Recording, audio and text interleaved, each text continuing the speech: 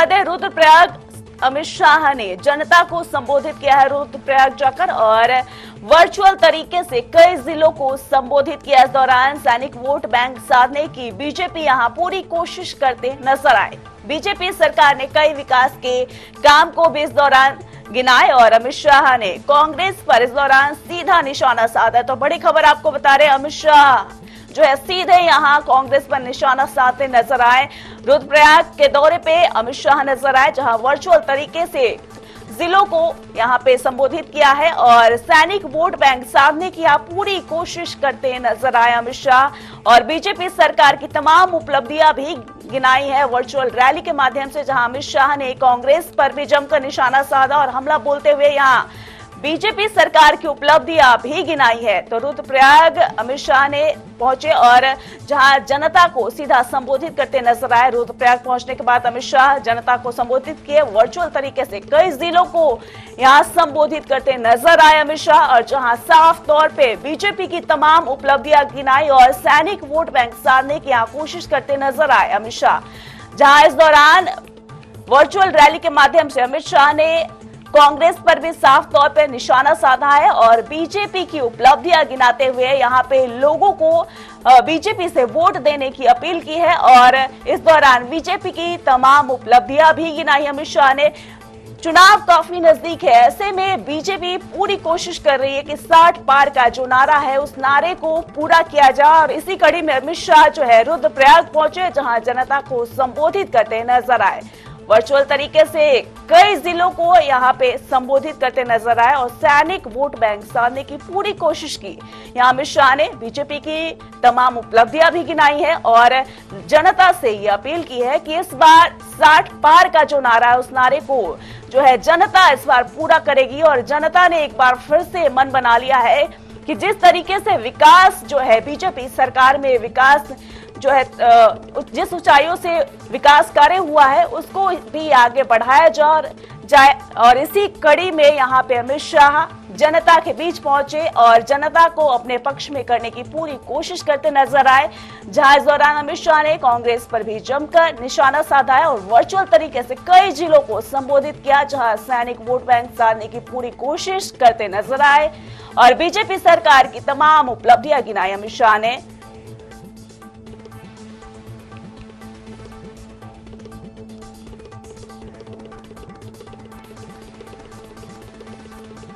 आवाज ऐसी होगी क्या? मेरे साथ दोनों हाथ उठाकर विजय के संकल्प की मुट्ठी भींचकर प्रचंड आवाज से बोलिए, भारत माता की, भारत माता की। मंच पर उपस्थित हमारे प्रदेश अध्यक्ष और विधायक भाई मदन कौशिक जी, हमारे सांसद और पूर्व मुख्यमंत्री श्रीमान तीरथ सिंह रावत जी, श्री भरत सिंह चौधरी जी, श्रीमती शैला रानी रावत जी, श्री कुलदीप कुमार जी, श्रीमती अमर देवी शाह जी, श्री दिनेश उनियाल जी, श्री रघुवीर बीस जी, श्री विनोद सुयाल जी और आज के कार्यक्रम में पधारे हुए और लाइव 6 जिलों में बैठे हुए भारतीय जनता पार्टी के समर्थन में आए हुए उत्तराखंड की मातृशक्ति और अनुसूचित जाति समाज के सभी भाइयों बहनों को मेरा प्यार भरा नमस्कार।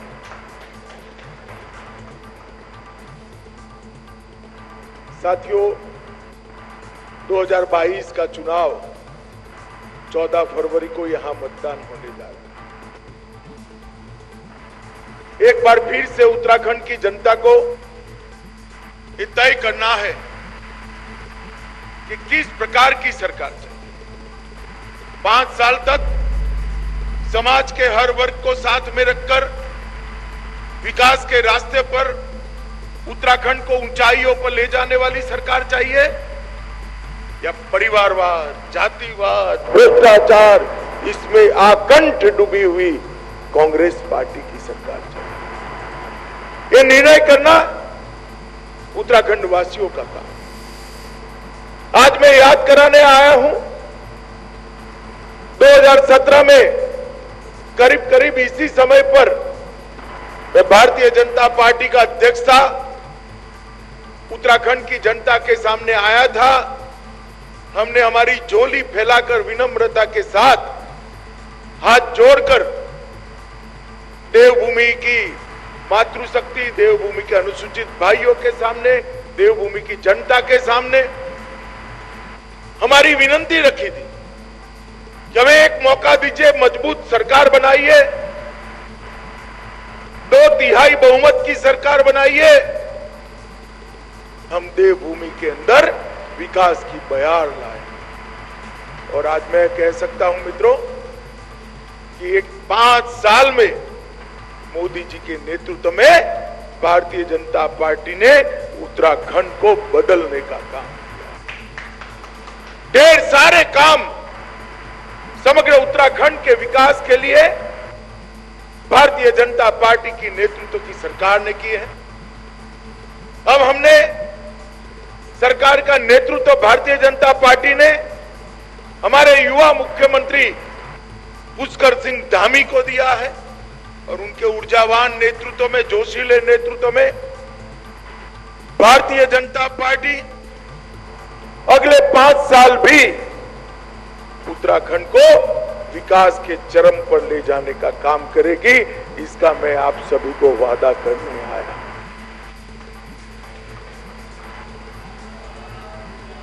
एक और हरकता है जिनकी सरकार आपने देखी है, घपले, घोटाले, स्ट्रिंग ऑपरेशन, ना जाने क्या क्या करते थे।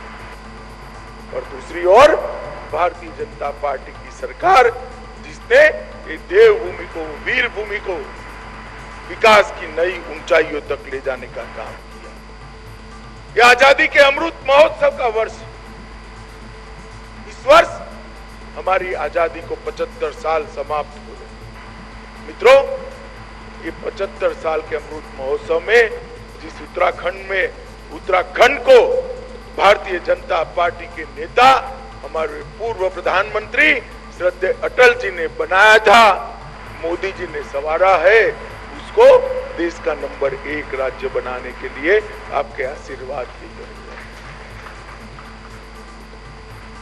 उत्तराखंड की रचना के वक्त भी अधरकता बड़े बड़े भाषण करते हैं। मैं उनको कहना चाहता हूं कि जब ये वीर भूमि के युवा, ये देवभूमि के युवा अपने अधिकार के लिए, न्याय के लिए संघर्ष कर रहे थे, गोलियां किसने चलाई? कांग्रेस पार्टी ने चलाई। कांग्रेस पार्टी ने उत्तराखंड का कभी समर्थन नहीं। रामपुर तिराहे की घटना को आज भी उत्तराखंड का युवा भुला नहीं सकता है।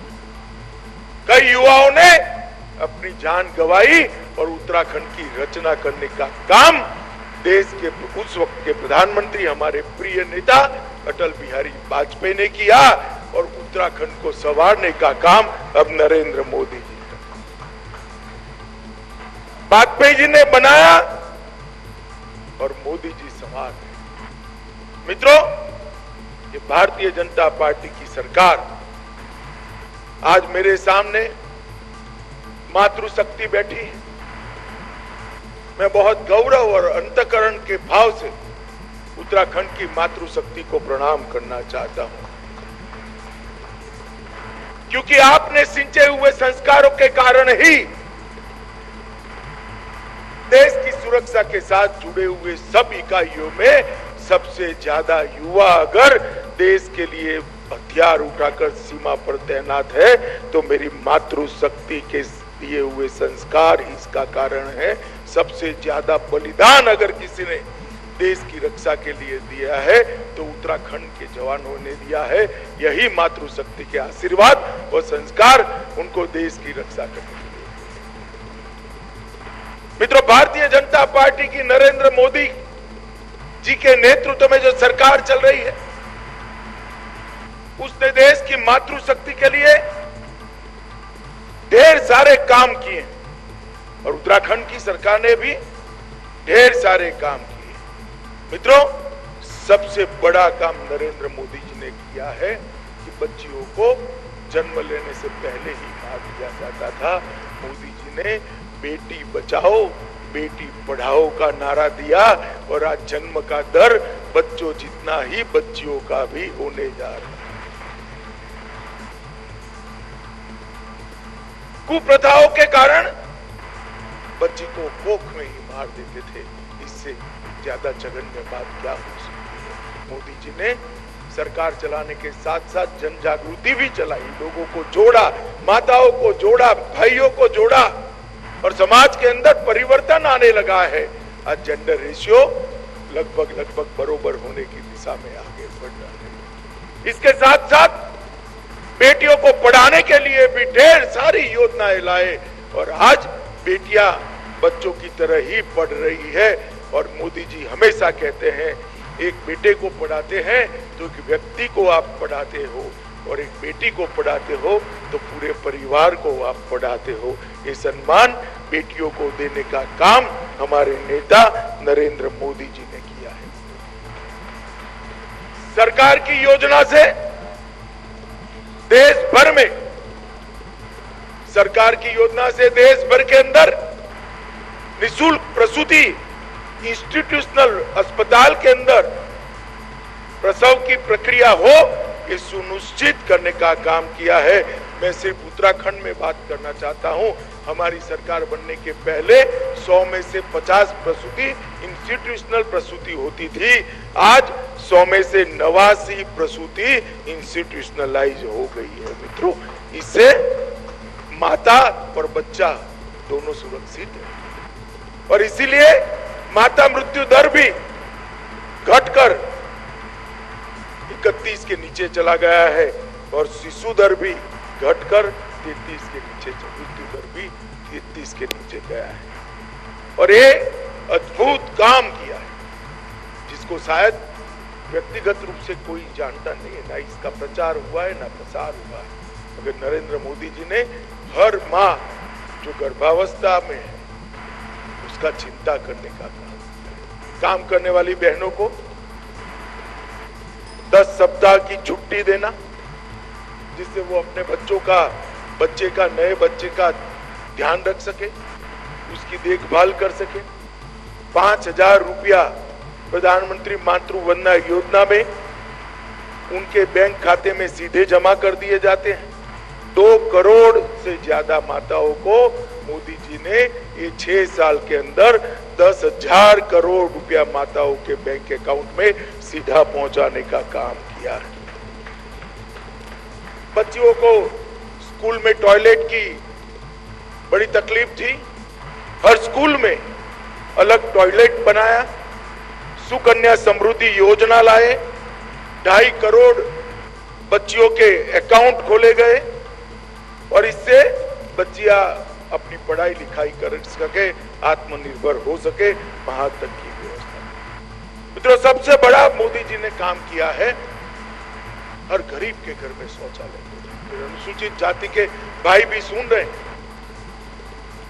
गरीब के घर में शौचालय नहीं था। बहुत लोगों को शहर में जब कहते हैं अरे भाई आप विकास की बात करते हो, शौचालय की बात करते हो, शौचालय में भला क्या विकास है।